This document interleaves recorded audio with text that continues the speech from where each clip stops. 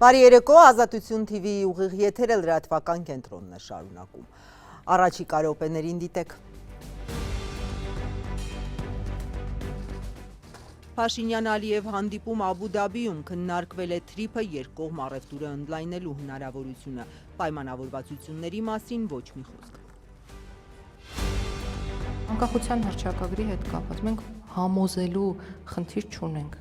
որևէ մեկին։ Իշխանությունը չի բացահայտում նոր սահմանադրության նախագծից կհանվի Բաքվին նյարդայնացնող անկախության հռչակագրի հղումը։ Սահմանադրությունը կարա շուրտ ասենց, կարա շուրտանա։ Ճիշտ է, շատ ճիշտ են անում, ինչ որ անում են։ Հերթական կոչ է իշխանությանը դադարեցնել հայ առաքելական եկեղեցու դեմ հարձակումները։ Ոստիկանական բռնության դեպքի Երևանում այս ահազանգից հետո ներքին գործերի նախարարությունը հայտնեց ծառայողական քննության մասին, բայց պարզ չէ արդյոք հրապարակված կադրերի հիման վրա նաև գործ կա հարուցված։ Հայաստանում մարդու իրավունքների վիճակը մնում է ոչ միանշանակ, փաստում է Human Rights Watch-ի զեկույցը։ Միացյալ Նահանգներն ու Իրանը 3 օրից կբանակցեն ոչ թե Թուրքիայում, այլ Օմանում։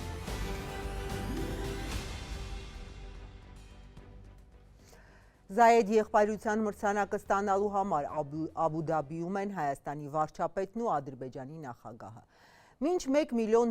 պարգև սահմանող մրցանակը ստանալը Փաշինյանն ու Ալիևը նաև հանդիպում են անցկացրել։ Չնայած պատվիրակությունները ներկայացուցչական էին և բազմակողմ, կոնկրետ պայմանավորվածության մասին կողմերը չհայտարարեցին։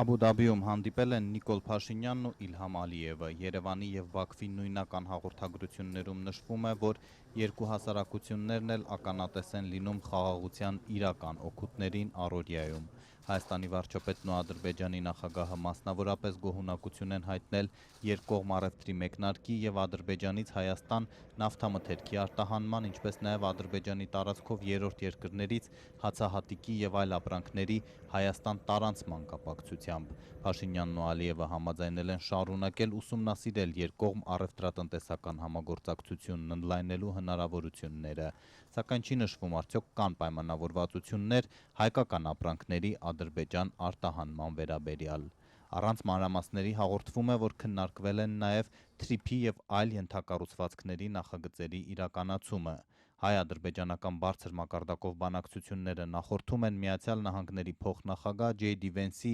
Երևան եւ Բաքու առաջիկա այցին։ Անձամբ նախագահ Թրամփն է տեղեկացրել, որ Վենսը գալիս է առաջ մղելու թրիփը, Ադրբեջանի մի հատվածը Հայաստանի տարածքով Նախիջևանին կապող ճանապարհը։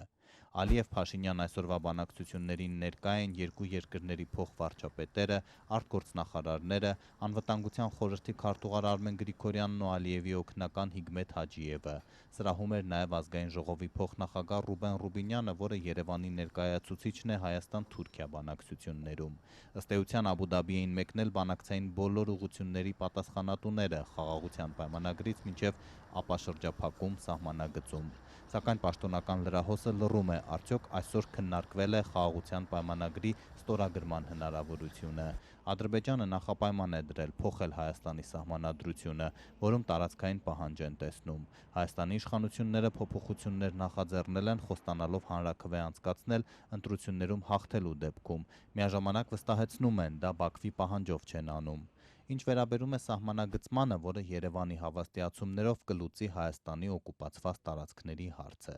Վարչապետ Փաշինյանի հատուկ հանձնարարություններով նախկին դեսպան Էդմոն Մարուքյանը դեռ սպասում է։ Շատ լավ, բախի չի լուծվում, հետ հանդիպում են, անդադ ինչքան հանդիպում են, մենք ենք որևէ բան զիջում, ինչի չի լուծվում։ Ուրա սահմանագծումը ինչի չի լուծվում։ Ինչու են ադրբեջանական զինվորականները, ստորաբաժանումները գտնվում Հայաստանի տարածքում։ Ասֆալտ են անում, ամրացնում են դիրքերը,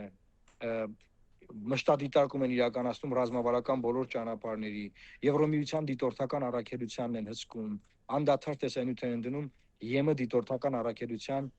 տարբեր վայրերում հայտնվելուց։ Գիշեր-ցերեկ հսկում են Հայաստանի Հանրապետության խորքը եւ ունեն այդ հնարավորությունը մի պատճառով, որովհետեւ նրանք կանգնած են Հայաստանի Հանրապետության տարածքից ներս եւ պետք է այդտեղից դուրս գան։ Էսա խնդիրը։ Հայկական կողմը չէր բացառել, որ առաջիկայում արտահերթ սահմանագծում կարող է իրականացվել Սյունիքում, այն հատվածում, որտեղ պետք է անցնի Թրամփի ուղին։ Ադրբեջանի արտգործնախարարն էլ իր հերթին խաղաղության պայմանագրի ստորագրման մեկ այլ նախապայման էր դրել՝ թրիփ նախագծով ստանձնած պարտավորությունների լիարժեք կատարում։ Խոսքը գնում է այդ միջանցքի մասին, միջանցքային տրամաբանությամբ Հայաստանի պարտավորությունների կատարման մասին, եւ Հայաստանի իշխանություններն ասում են կատարելու ենք, ի՞նչն է խնդիրը։ Այդ վտանգներն ամբողջությամբ այլևս բացահայտված են, բոլորը գիտեն։ Հրապարակային են, ուղղակի մեկը մի անունով է ասում, մյուսը մի անունով է ասում։ Հիմա ինչ է նշանակում, եթե մենք Միացյալ Նահանգների հետ որևէ գործողություն ենք անում մեր սուվերեն տարածքում։ Ինչ կապ ունի Ադրբեջանը դրա հետ։ Ադրբեջանը ինչ պարտավորություններից է խոսում։ Այսօրվա բանակցությունների մասին հաղորդագրությունում չի հիշատակվում նաև Բաքվում պահվող գերիների մասին։ Օրվա երկրորդ կեսին Նիկոլ Փաշինյանն ու Իլհամ Ալիևը որպես այս տարվա պարգևատրվողներ մասնակցեցին Զայեդ մարդկային եղբայրության մրցանակաբաշխությանը։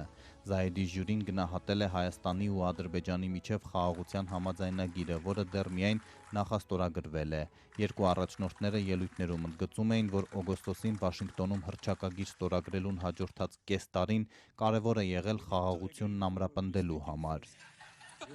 Մենք ոչ միայն վերացրեցինք սահմանափակումները բեռնափոխադրումների համար Ադրբեջանի միջոցով դեպի Հայաստան, այլ նաև սկսեցինք արտահանել նավթային ապրանք դեպի Հայաստան։ Այսինքն այս 6 ամիսների ընթացքում մենք սկսել ենք համագործակցել։ Այժմ մենք ավելացնում ենք մեր առևտրաշրջանառությունը եւ առավոտյան ես հանդիպեցի իմ հայ գործընկերոջ հետ ու մենք քննարկեցինք ինչպես առաջ շարժվել։ Հետևաբար այս մրցանակը նույնքան կարևոր է յուրաքանչյուր հայի եւ ադրբեջանցու համար,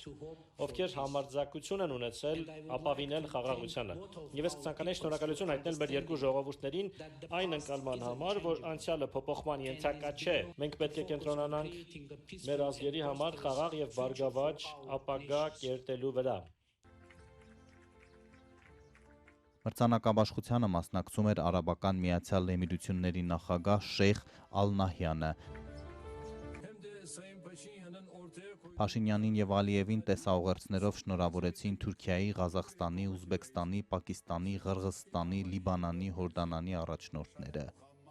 Զայեդ պարգևն այս տարի ստացավ նաև աֆղան իրավապաշտպան Զարքայ Ավթալին։ Նա տասնամյակներով պայքարում է իր հայրենակից կանանց կրթություն ստանալու իրավունքի համար։ Երրորդ մրցանակակիրը Թավուն կազմակերպությունն է, որ պաղեստինցի փախստականներին է աջակցում։ Ըստ պաշտոնական կայքի մարդկային եղբայրության Զայեդ մրցանակը շնորհվում է աշխարհի տարբեր երկրներում գործող անհատներին կամ կազմակերպություններին, որոնք օրինակ են ծառայում, համագործակցում, կամուրջներ հարթում ստեղծելով իրական մարդկային կապեր, հաճախ անձնական զոհողությունների գնով։ Մրցանակի դափնեկիրները ստանում են $1 միլիոն։ Նախորդ տարիներին պարգևին արժանացել են օրինակ ՄԱԿ-ի գլխավոր քարտուղար Անտոնիո Գուտերեշը, Հռոմի Ֆրանցիսկոս Պապը։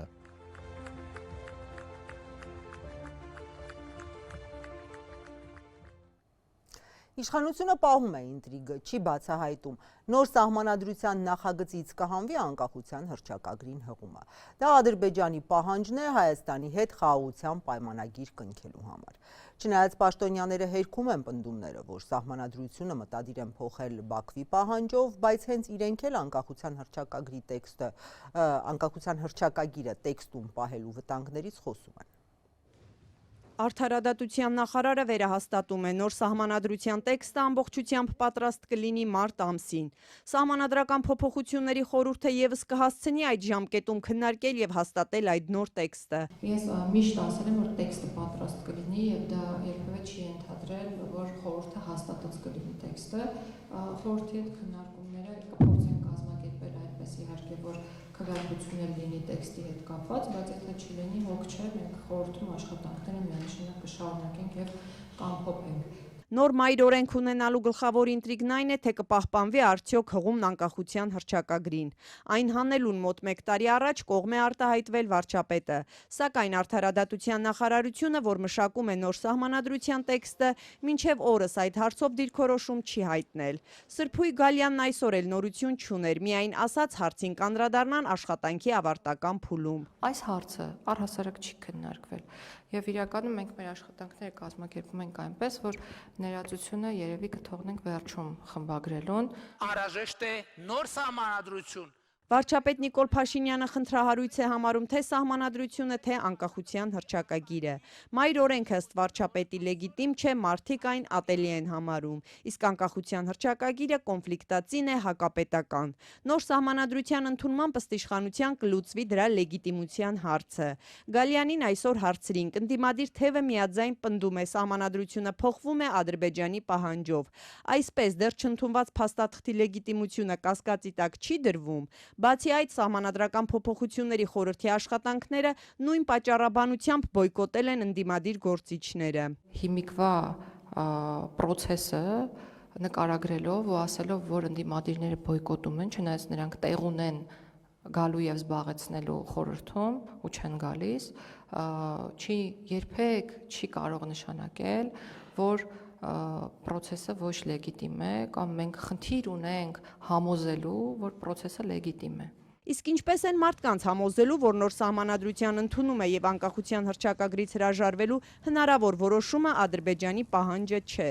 Բաքուն արդեն 2 տարի է հրապարակային Երևանից պահանջում է փոխել սահմանադրությունը եւ այնտեղից հեռացնել անկախության հռչակագրին հղումը, համարելով, որ դրանում կան տարածքային պահանջներ Ադրբեջանից։ Դա նաեւ հայ-ադրբեջանական խաղաղության պայմանագրի ստորագրման նախապայման է։ Մեզ չի հետաքրքրում երրորդ երկրների պահանջ, ցանկություն, հուզմունք կլինի, ընդհանրապես չի հետաքրքրում։ Բազմաթիվ անգամներ շեշտել ենք, որ սահմանադրության հետ կապված աշխատանքները սկսվել են հեղափոխությունից հետո, այո, խնդիր չունենք համոզելու, որ դրա մասին չի խոսքը, որովհետև պատմությունը համոզիչ է արդեն։ Սրփուհի Գալյանի հիշեցումը սակայն ոչ թե նոր սահմանադրության, այլ սահմանադրական փոփոխությունների մասինն է։ Իսկ նոր սահմանադրություն ունենալու մասին հստակ հայտարարություն Նիկոլ Փաշինյանը արել է 2024-ի հունվարին, պնդելով անհրաժեշտ է ոչ թե բարեփոխել մայր օրենքը, այլ բոլորովին նորն ընդունել։ Այդ նույն օրերին արտգործնախարար Արարատ Միրզոյանը հաստատել էր. Ադրբեջանը խնդիրներ է տեսնում Հայաստանի անկախության հռչակագրի մեջ եւ հարցը բարձրացնում բանակցություններում։ Բարձրաձայնել են իրենք այդ մասին ասել, այո, իրենք համարել են, որ դա խնդիր է։ Ընդդիմադիր падգամավոր Քրիստինե Վարդանյանի գնահատմամբ արտաքին միջամտությամբ նախաձեռնված այս գործընթացը չի կարող համարվել լեգիտիմ։ Ըստ նրա, նոր սահմանադրության ընդունման շուրջ գործընթացներն են վկայում, որ այն Բաքվի պարտադրանքով է արվում։ Արտաքին միջամտությունը լեգիտիմության լուրջ ճգնաժամ է առաջացնում եւ կասկածներ է առնվազն առաջացնում, բայց երկրորդը այո մեխանիզմների մասին է, որքանով այն ուժը, որը գերշահագրգռված է այդ փաստաթղթի կյանքի կոչման համար եւ փաստացի ընդունում է, որ դա արտաքին սպառնալիք է եւ դա պիտի արվի թե չէ պատերազմ կլինի այդ դիսկուրսի մեջ է, որքանով այդ գործընթացը կարող ենք համարել լեգիտիմ եւ որքանով կարող ենք համարել, որ այդ պարադիգմում կկազմակերպի նորմալ ընտրական գործընթաց կապահովեն բոլոր իրավունքները եւ ընդհանրապես լեգիտիմ ընտրությանը հատուկ գործընթացով տեղի կունենա։ Կասկածը այն է, որ իրենք այդ գործընթացները չեն կարողանա ապահովել պարզապես, որովհետեւ որևէ մոտիվացիա չունեն, ճիշտ հակառակի մոտիվացիա ամբողջությամբ ունեն, որը իշխանության պահպանումն է։ Սրփուհի Գալյանը այսօր արդեն նոր սահմանադրության ընդունումը կապում էր խաղաղության օրակարգի հետ, բայց առանց հստակեցնելու, թե դրա ընդունումը կամ չընդունումը ինչով կարող է նպաստել կամ խոչընդոտել կառավարության հայտարարած խաղաղությանը։ Մինչ արտահայտության նախարարը այսօր պնդում էր, որ աննախադեպ ներառական եւ մասնակցային գործընթաց են ապահովում, առաջիկայում էլ մարդկանց իրազեկելու ակցիաներ են պատրաստվում անել նոր սահմանադրության նախագծի բովանդակության մասին, Ազատության հարցումը պարզեց, շատերն անգամ տեղյակ չեն, որ նոր սահմանադրություն է մշակվում։ Տեղյակ չեմ ուզում այդ թեմայով խոսել։ Ընդհանրապես չեմ լսել։ Չէ, տեղյակ չեմ։ Չէ, տեղյակ չեմ։ Տեղյակ եմ, որ գրում են, ես դեմ եմ, բայց մնացածը չգիտեմ։ Իսկ ինչու եք դեմ։ Որտեվ իօգուտ մեզ դժվար որևէ բան փոխվի դրա համար։ Համոզված եմ իօգուտ Ադրբեջանի, ես դեմ եմ քվեարկելու։ Դուք այս գործողը ոչ լեգիտիմ համարում եք։ Գործողը ինձ թվում է չէ։ Այսինքն լեգիտիմ սահմանադրություն։ Այո։ Հիմա ով գալիս է կոնստիտուցիա փոխում։ Ախը դες չին ցավտան։ Պետությունը պետք է մնա պետություն, վերջ, վсё։ Այսքան տարի լեգիտիմ էր, հիմա լեգիտիմ չի։ Այդքանը կարող եմ ասել, կներեք։ Ճիշտ է, շատ ճիշտ են անում, ինչ որ անում են։ Ինչ էլ որոշում են, ԿՊ-ի անդամները էդի բոլորը ճիշտ է։ Խնդրում եմ այդ կառավարության անունը մի տվեք էլի։ Ստեղ կառավարություն չկա։ Իմացար։ Ստեղ ես չգիտեմ ինչ երկիր է դառը։ Ես ինքս իմ ձեռով ընտրել եմ, բայց հիմա իմ տարիքի չափով փոշման եմ։ Ինչ կառավարություն։ Սահմանադրությունը կարա շուրտ ասենց, կարա շուրտանա։ Այլ թեմաների մասին Եվրոպայում կրոնական ազատության ֆորումը դատապարտել է հայ առաքելական եկեղեցու ազատության, ինքնավարության և անկախության դեմ ուղղված հարձակումները։ Այդ մասին X-ում գրել է ֆորումի նախագահ Յան Ֆիգելը։ Հայ առաքելական եկեղեցու դեմ ուղղված գործողությունները անընդունելի են իրավական, քաղաքական և բարոյական առումով։ Զգուշացնում ենք, որ սա վնասակար է ոչ միայն եկեղեցու, այլև ամբողջ երկրի և ազգի համար, հայտարարել է Ֆիգելը։ Նախորդին էլ Երևանում քրիստոնեական համերաշխության միջազգային կազմակերպության ներկայացուցիչներն էին հայտարարել հայ առաքելական եկեղեցու և հոգևորականների դեմ հալածանքները շարունակվում են։ Իշխանություն եկեղեցի հակասությունների ֆոնին 10 բարձրաստիճան հոգևորականի քրեական մեղադրանքներ ներկայացվեցին, որը նրանք քաղաքական հետապնդում են որակում։ Հայաստանի իշխանությունները հերքում են ճնշումների մասին պնդումները, կաթողիկոսի հրաժարականը պահանջող վարչապետը հավաստիացնում է, թե իր նպատակը եկեղեցու բարենորոգումն է։ Այսօր ի դեպ շարունակվել է Շիրակի թեմի առաջնորդ Միքայել arczepiskopos Աջապահյանի դատը։ Իշխանությունը զավթելու կոչի համար նա մեղավոր է ճանաչվել, 2 տարվա ազատազրկման դատապարտվել։ Հենց այս վճիռն է բողոքարկվել, փաստաբանները արդարացում են պահանջում, դատախազությունն էլ ուզում է ևս կես տարի ավելացնել պատժեչափին։ Ներողություն, մինչ այս հարցերին կհասնեն, այսօր փաստաբանները պահանջել են բանտից ազատել վերջերս վիրահատված Սրբազանին։ Հարցի քննարկումը կշարունակվի 2 օրից։ Սրբազանի կալանքի շարունակականությունը ամբողջության ապօրինի չի կարելի հանդուրժել այլևս։ Հիմա եթե մենք վախենում ենք ոչերից, այսպես ասած, հետ էլ որոշակի չի, բայց ուշադրում ենք, ենթադրում ենք, որ նոր հանցանք ասածը, այսպես ասած, ոչերն է, սա ուղիղ պատիժ է խոսքի համար։ Այսինքն մենք անձին պատժում ենք, իր համոզմունքին հավատարիմ մնալու համար, զսպում ենք անձի ազատ խոսքը, եւ ոչ թե բարույթի հետ տավշում ենք, ասում կալանավորում ենք, որ հանգարց ինչ-որ բան չասես, ոչ չանես։ Հետևաբար կալանքի շարունակական պահելը, սա արդեն վերածվում է հալածանքի։ Օրենքը պարտադրում է դատարաններուն ընտրել պիտանի միջոց։ Եվ այստեղ հիմնավորված է կարճ ասեմ, եւ բոլորին է հայտնի, չկա տես փաստարկը, վերբալ, խոսքով կատարվող հանցանքի դեպքում կալանքը պիտանի միջոց չէ, դա ընդամենը պատիժ է, սաստում է հալածանք։ Պետության կողմից Սրբազանին բուժվելու թույլտվություն տալը ոչ թե բարի կամքի դրսևորում էր, այլ պարզապես կամ հավանաբար ճակերտավոր ծայրահեղ խնդիրների առաջացումն արկել պատերի ներսում թույլ չտալու կողմից։ Այս կապակցությամբ պաշտպանական կողմը դատարանի առջև բարձրացնում է դրել հարցադրումները։ Որն է կալանքի իրական նպատակը։ Եթե պետությունը փաստում է, որ 63-ամյա Սրբազանը կարիք ունի իրական միջամտության ստացիոնար տնամք, ապա ինչ ռիսկի մասին է խոսքը։ Մենք իրականում բուժում ենք, թե տառապանք ենք հետաձգում։ Չէ, որ անձի առողջական վիճակը սրվեց հենց քրեակատորական հիմներ։ Եթե կալանքը մնա անփոփոխ, ապա անխուսափելիորեն հիվանդանոցից դուրս գալուց հետո Սրբազանը վերադարձվելու է քրեակատորական հիմներ։ Արդյոք դատարանը պատրաստ է ստանձնել պատասխանատվությունն այն բոլոր բարդությունների համար, որոնք կառաջանան հետվիրացական շրջանում քրեակատարողական հիմնարկի ոչ սանիտարական և ստրեսային պայմաններում։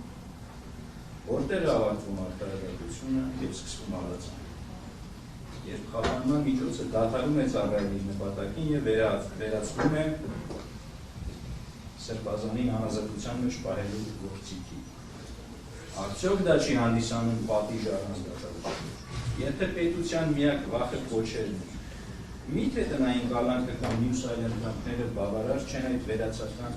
վախերը փարատելու համար։ Միաժամանակ թույլ տալով անձին ապակին վեր արժանապատիվ պայմաններ։ Պաշտպանական կողմը պնդում է Սրբազանի ղեկավարական հիմնարկ վերադարձնելու հեռանկարը հետվիրատական փուլում հավասարազոր է խոշտանգման եւ անմարդկային վերաբերմունքի։ Պատառնալա, մենք մեր դիրքորոշումը հանգում է հետեւյալին իրավաչափության փոփոխման վերաբերյալ հանգամանքով շարժանագրվել, իսկ վերաբերում է դատարանների կառավարված բարձրացված հասցին պատվաժան դատավճռով Երևան քաղաքի ավարտարանի տարածության քրեական դատարանը նշել էր, որ դատավճռի վերջնական մասում նշել էր, որ կապանջից թողնել անփոփոխ մինչև դատավճռը օրինական ուժի մեջ մտնել է։ Եվ այս համատեքստում եթե մենք նոր հանգամանք չունենք, որը որ անհնարին է դարձնում ազգի քաղաքի կազմակերպելու հանգամանքը, կարծում եմ ներկայումս դա չի կարող քննարկել ժամանակավոր։ Նկատի ունենալով, որ աշխատանքային օրն ավարտվի, ինչպես նաև ներկայացված գրավոր միջնորդությանը մանրամասն ծանոթանալու, ներկայացված բժշկական փաստաթղթերով ծանոթանալու, դրանք համադրելու համար դատանի ժամանակ է անհրաժեշտ, հաշվի առնելով նաև, որ վաղը ամբողջ օրենսդրական աշխատանքային ծառայողություն ունի, ուստի դատանի նշված միջնորդությունը կարող է դառնալ հաջորդ դատական նիստին, որը առաջարկում է նշանակել փետրվարի 6-ին։ Եթերում Ազատության լրատվական կենտրոնն է, մեր լուրերին կարող եք հետևել նաև Ազատության տելեգրամյան ալիքում, իսկ այս ծրագրի երկրորդ մասում առաջարկում եմ դիտել։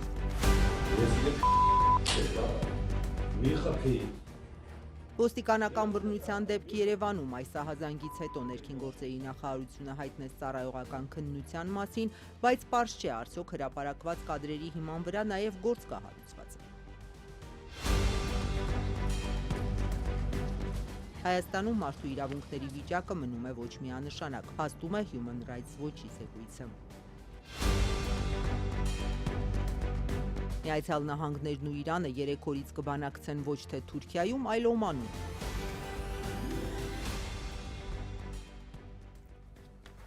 Համացանցում հայտնվել է ոստիկանական առերևույթ բռնության հերթական տեսանյութը։ Ներքին գործերի նախարարությունը անմիջապես խառնվեց իրար, հայտարարեցին ընթացող ծառայողական քննության հանցագործության հաղորդման մասին, բայց այդպես էլ չպարզվեց հարցը։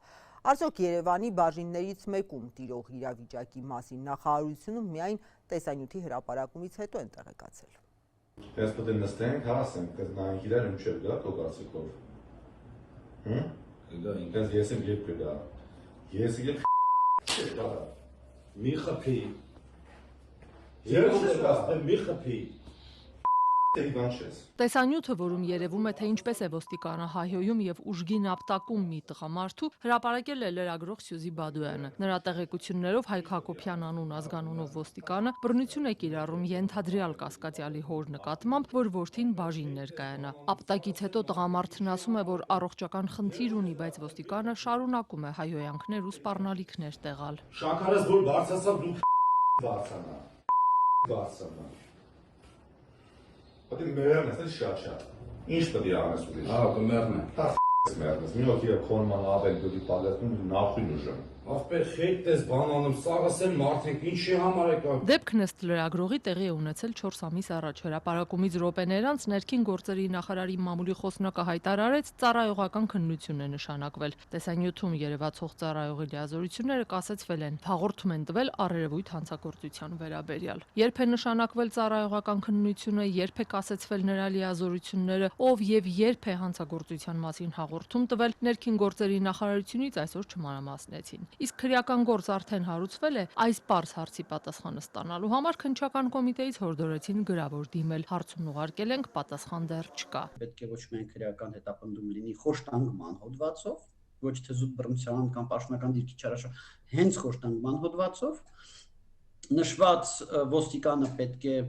ոչ միայն մեղադրյալ դառնա, այլ նաև կալանավորվի, որպեսզի վկաների վրա ազդեցության հնարավորություն չունենա։ Եթե քրեական գործը հարուցվի խոշտանգման հոդվածով, ինչպես պնդում է իրազեկ քաղաքացիների միավորում հասարակական կազմակերպության ծրագրի համակարգող Դանիել Իոաննիսյանը, ապա ոստիկանը կազատազրկվի 4-ից 8 տարի ժամկետով։ Իոաննիսյանն ընդգծում է, այս ոստիկանի անմիջական վերադասնել պետք է պատժվի։ Պետք է պարզել այդ սենյակում ներկա ոստիկանների ցանկը եւ բոլորին այդ հենց տենց ցանկով միանգամից հեռացնել ոստիկանության համակարգից խոշտանգման դեպքի մասին տեղյակ լինելու եւ դրա մասին զեկուցագիր կամ հաղորդում չներկայացնելու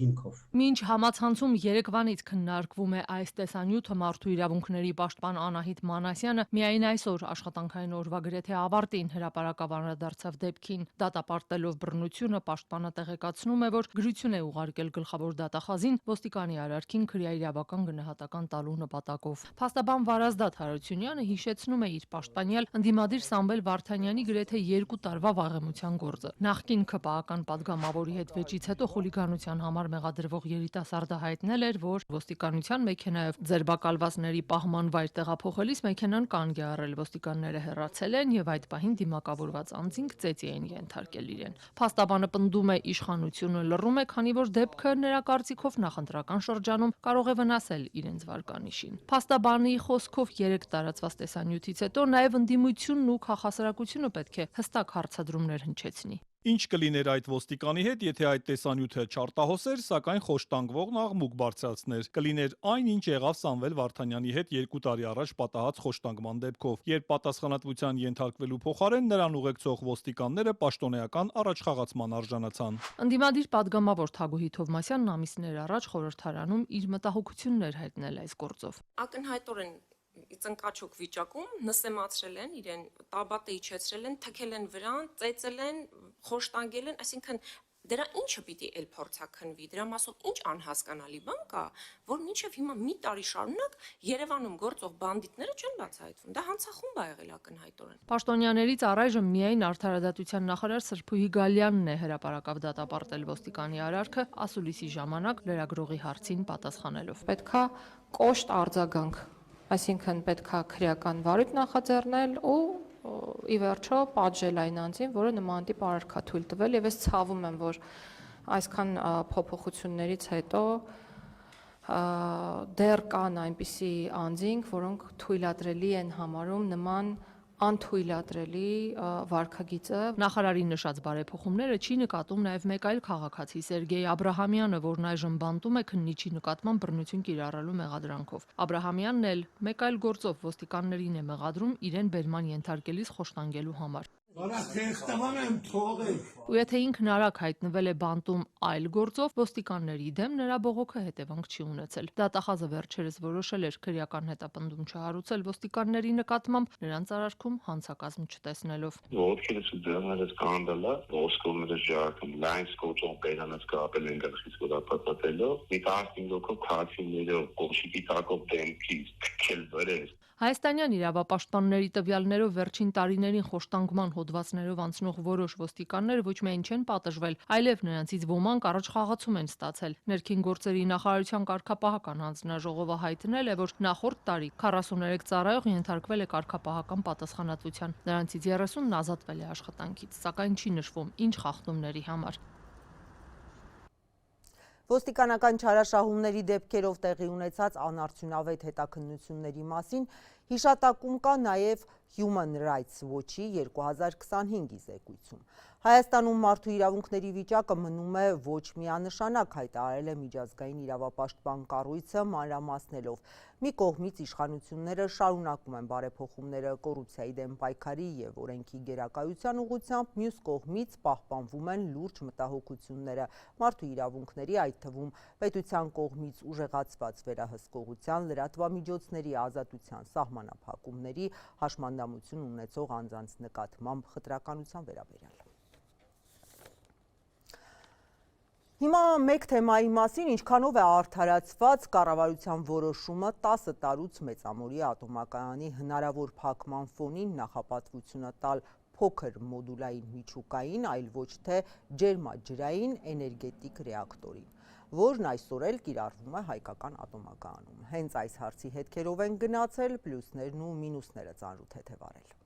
Որոշել ենք, որ ատոմականի տիպը պիտի լինի մոդուլային։ Ինչու կառավարությունն ի վերջո որոշեց, որ Հայաստանում պետք է կառուցի հենց փոքր մոդուլային միջուկային ռեակտոր եւ ոչ թե ջերմաջրային էներգետիկ ռեակտոր, որը տասնամյակներով օգտագործվում է Մեծամորի ատոմակայանում եւ ներկայումս էլ շահագործվում։ Տարածքային կառավարման նախարար Դավիթ Խուդատյանն այսօր Ազատության հետ զրույցում պարզաբանեց, ընտրել են մոդուլայինը, որպեսզի լրացուցիչ ճկունություն ապահովեն Հայաստանի էներգետիկ համակարգում։ որովհետև մասնավորապես արևային էներգիայի արտադրության ծավալների աճով պայմանավորված հաճախ է կարիք լինում մեր հիմնական հզորությունները, այդ թվում նաև ատոմականի արտադրողականությունը իջացնել, այսինքն փոխել օրվա ընթացքում, եւ մոդուլները մեզ այդ հնարավորությունը ավելի ճկուն են տալիս։ Մասնագետները սակայն պնդում են, մոդուլային ատոմակայան կառուցելու Հայաստանի կառավարության ընտրությունը վաղաժամ եւ խիստ ռիսկային է, եւ այդ որոշումը պետք է վերանայվի։ Էներգետիկայի գծով ՄԱԿ-ի ազգային փորձագետ Արա Մարջանյանն Ազատության հետ զրույցում նշում է, որ գլխավոր խնդիրն այն է, որ այս պահին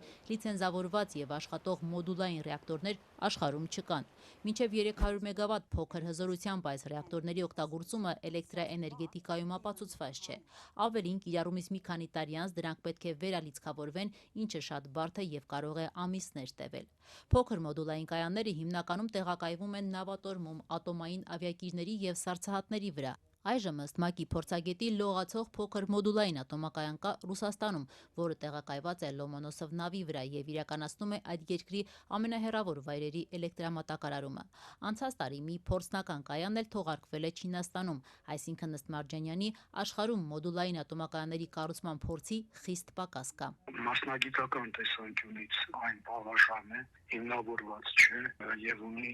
լուրջ թերություններ։ Ռիսկային է, այո։ Այդ թվում նաև ռիսկեր, այո։ Ինչ կարող է լինել, այսինքն ինչ արտանետումներ կարող են լինել լիցքավորման ընթացքում։ Ինչ ասես, այդ տեխնոլոգիան փորձարկված չէ իրական շահագործման պայմաններում։ Ատոմային էներգետիկայի ոլորտում օգտագործում են տեխնոլոգիաներ, որոնք ունեն տասնամյակների հուսալի եւ անվտանգ շահագործման փորձառություն։ Իսկ չփորձված տեխնոլոգիաների օգտագործումը, որոնց ոչ տնտեսական, ոչ ինժեներական, ոչ ֆիզիկական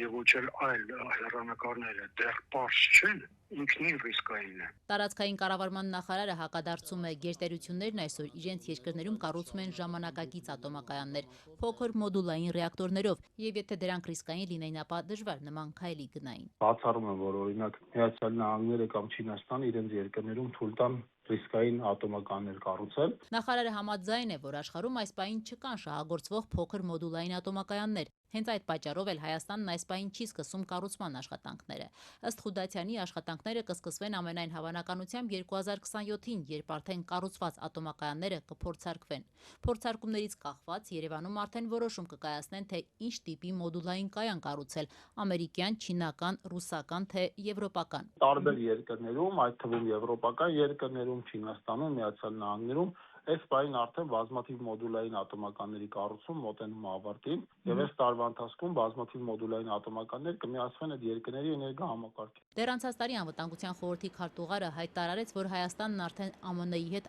առարկայական քննարկումների փուլում է նոր ատոմակայանի կառուցման հարցով։ Արմեն Գրիգորյանն ասել էր, որ Միացյալ Նահանգների հետ քննարկվում է իրավապայմանագրային դաշտը կարգավորելու հարցերը։ ՄԱԿ-ի էներգետիկ փորձագետի համոզմամբ մոդուլային ատոմակայան կառուցելու Հայաստանի իշխանության որոշումը ավելի շատ աշխարհաքաղաքական է եւ ոչ թե ինժեներական կամ էներգետիկ բնույթի։ Փորձագետն ասում է, որ վերջին 10 տարիների ընթացքում Հայաստանը գտնվել է արևմուտքի ճնշման տակ, որպիսի ռուսականից անցում կատարի ամերիկյան փոքր մոդուլային ռեակտորի կառուցմանը։ Ինչու, որն է նպատակը, որ պետք է մենք մոդուլային ունենանք։ Հայաստանի եւ Ռուսաստանի միջև ատոմային էներգետիկ համագործակցությունը խզելն է եւ վերաուղղորդել Հայաստանի ատոմային էներգետիկ ոլորտը դեպի այլ ուղղություն, Ռուսաստանից այլ ուղղություն։ Նիկոլ Փաշինյանի կաբինետի անդամ Դավիթ Խուդատյանը սակայն հերքում է ճնշումների մասին պնդումները։ Հայաստանի վրա ճնշում չկա։ Իդեպ տարածքային կառավարման նախարարը տեղեկացրեց, որ կառավարությունն արդեն նոր ընկերություն է ստեղծել ատոմային նոր էներգաբլոկի կառուցման համար։ Ընկերությունը հենց այդպես էլ կոչվում է Ատոմային նոր էներգաբլոկի կառուցում ՓԲ։ Այս պահին արդեն տնօրենի ժամանակավոր պաշտոնակատարի համար մրցույթ է հայտարարված։ Թողարկման այս հատվածում միջազգային լրահոսին անդրադառնանք։ Իրանը ամերիկյան շաբաթավերջին նախատեսված բանակցությունները դեռ ուժի մեջ են, չնայած 3 արաբական ծովում ամերիկյան զինուժի կողմից իրանական անօդաչուի խոցմանը։ Միայն բանակցությունների վայրն է փոխվել Թուրքիայից Օման։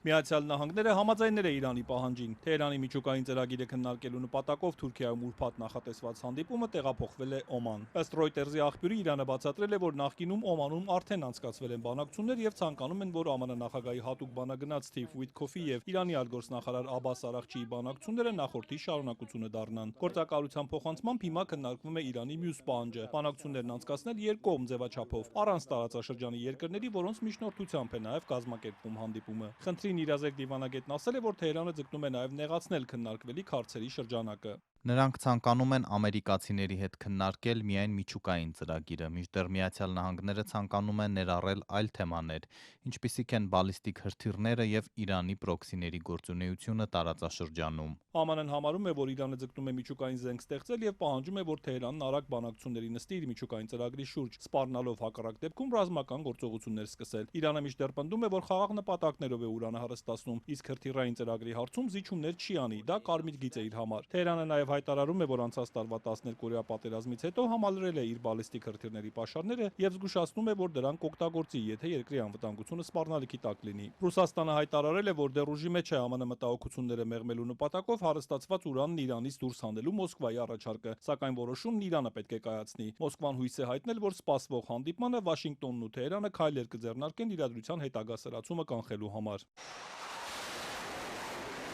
Ուրբաթ նախատեսված հանդիպումից առաջ ամերիկյան զինուժը 3 խոցել է իրանական անօդաչուն, որն արաբական ծովում մոտեցել է ամերիկյան Աբրահամ Լինքոլն ավիակրին։ Այլ ռազմանավերի հետ այն վերջին օրերին է բերվել տարածաշրջան։ 3 նաև իրանական 6 զինված մոտորանավակներ Հորմուզի նեղուցում մոտեցել են ԱՄՆ դրոշի ներքո նավարկող մի լցանավի եւ պահանջել, որ կանգ առնի։ Սակայն լցանավը շարունակել է ճանապարհը, իսկ քիչ անց ամերիկյան ռազմանավ է մոտեցել եւ ուղեկցել լցանավին։ Ըստ Ֆարսի, Իրանը տեղեկություն է ունեցել, որ նավը մտել է իր տարածքային ջրեր։ Reuters-ը պարզել է, որ այս պնդումը իրականությանը չի համապատասխանում։ Օրերս Իրանին հերթական զգուշացումը տված ԱՄՆ նախագահը 3 սպիտակ տանը լրագրողներին ասել է, որ հիմա բանակցում են Թեհրանի հետ։ Տեսնենք, ինչ որ բան կստացվի, թե ոչ։ Նրանք որևէ բան անելու հնարավորություն ունեին որոշ ժամանակ առաջ, բայց չստացվեց։ Եվ մենք իրականացրինք կեսգիշերային մուրճ գործողությունը։ Չեմ կարծում, որ նրանք կուզեին, որ դա կրկնվի։ Նրանք ցանկանում են բանակցել, հիմա բանակցում ենք նրանց հետ, այո։ Սպիտակ տան մամուլի քարտուղարն իր հերթին շեշտել է, Դոնալդ Թրամփը խնդիրները փորձում է լուծել նախ դիվանագիտական ճանապարհով։ Որպես գերագույն հրամանատար, իհարկե, նախագահը սեղանին մի շարք տարբերակներ ունի, բայց բանակցությունները կշարունակվեն այս շաբաթվա վերջին, որքանով այս պահին տեղյակ եմ։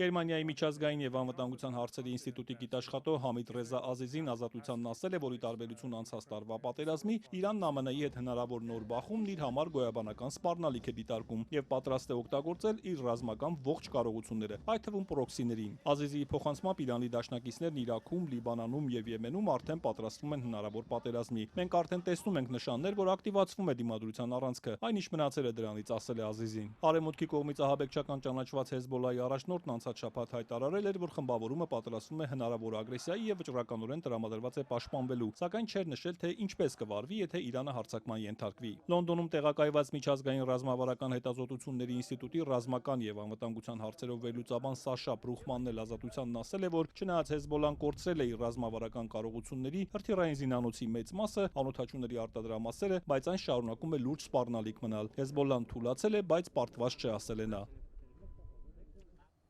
Իսկ Աբու Դաբիում մեկնարկել է Միացյալ Նահանգների միջնորդությամբ Ռուսաստանի եւ Ուկրաինայի միջև բանակցությունների երկրորդ փուլը։ Կողմերը ըստ ուկրաինական պատվիրակության նախ եռակողմ ձևաչափով կբանակցեն, ապա առանձին խմբերով, որից հետո կրկին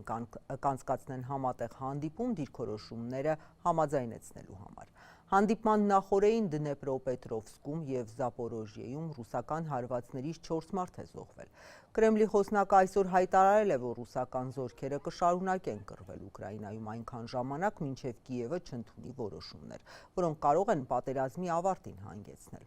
Մոսկվան պահանջում է, որ ուկրաինական բանակը լքի Դոնբասի ամբողջ տարածքը։ Սպանվել է Լիբիայի նախկին առաջնորդ Մուամար Քադաֆիի որդիներից Սաիֆ ալ-Իսլամ Քադաֆին, հաղորդել են միջազգային և տեղական արաբական լրատվամիջոցները։ Սաուդյան Արաբիայի Ալ-Հադադ հեռուստաալիքի տվյալներով 53-ամյա Քադաֆին հրազենով սպանել են իր այգում։